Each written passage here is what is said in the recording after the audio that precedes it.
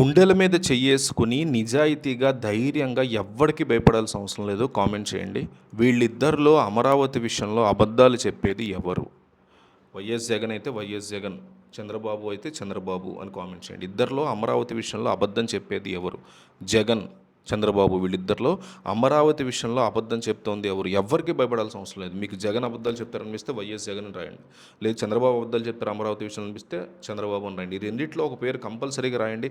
చాలా పెద్ద సర్వే చేస్తున్నాం. ఇది టీడీపీ పెద్దలకి, వైసీపీ పెద్దలకి ఈ వీడియో వెళ్తుంది. కామెంట్స్ చూస్తారు. మీరు ఇచ్చే ప్రతి కామెంట్ వాళ్ళు చూస్తారు. సో ప్రతి ఒక్కరు మిస్ అవ్వకుండా కామెంట్.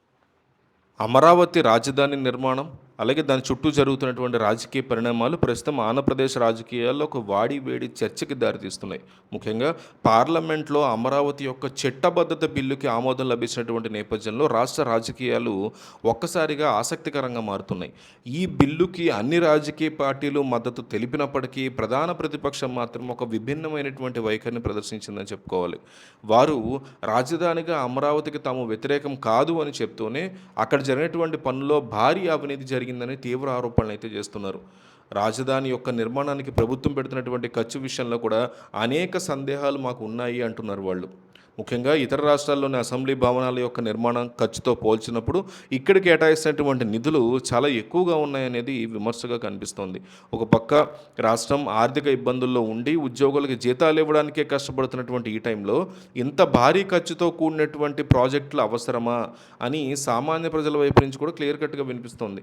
రాజధాని నిర్మాణానికి సంబంధించి ఎదురవుతున్నటువంటి సవాళ్లు చూస్తే కేంద్ర ప్రభుత్వం నుంచి రావాల్సినటువంటి కేంద్ర ప్రభుత్వ నిధులు విభజన చట్టం ప్రకారం ఆంధ్రప్రదేశ్కి అందాల్సినటువంటి సాయం గురించి చర్చ జరగాల్సిన వేదికల మీద రాజకీయ విమర్శలు ఎక్కువగా కనిపిస్తున్నాయనేది అర్థమవుతుంది.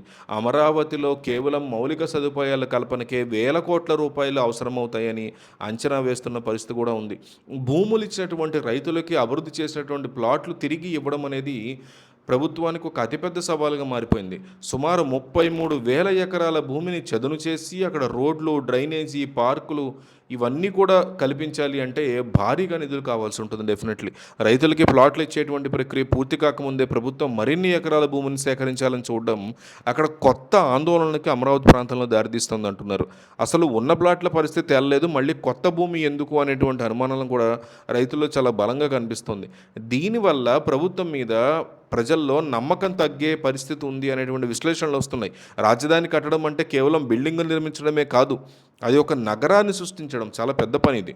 దీనికోసం ప్రభుత్వం యొక్క ఖర్చు లెక్కలు చూస్తుంటే సామాన్యులకు కూడా ఆశ్చర్యం కలిగే పరిస్థితి ఉంది.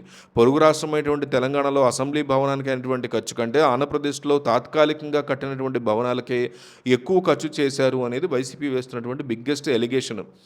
రాజధానిలో నిర్మిస్తున్నటువంటి అంటే దేశ రాజధాని ఢిల్లీలో కడుతున్న కొత్త పార్లమెంట్ కంటే అమరావతిలో భవనాల యొక్క అంచనా వ్యయం ఎక్కువగా ఉండడం అనేది చర్చలకు దారితీస్తుంది. భూమి యొక్క స్వభావాన్ని బట్టి ఖర్చు కాస్త అటు ఇటు మారచ్చు, కానీ వేల కోట్ల రూపాయల వ్యత్యాసం ఎందుకుంది అనేది అవినీతి ఆరోపణలకు తావిస్తోందని చెప్పుకోవాలి.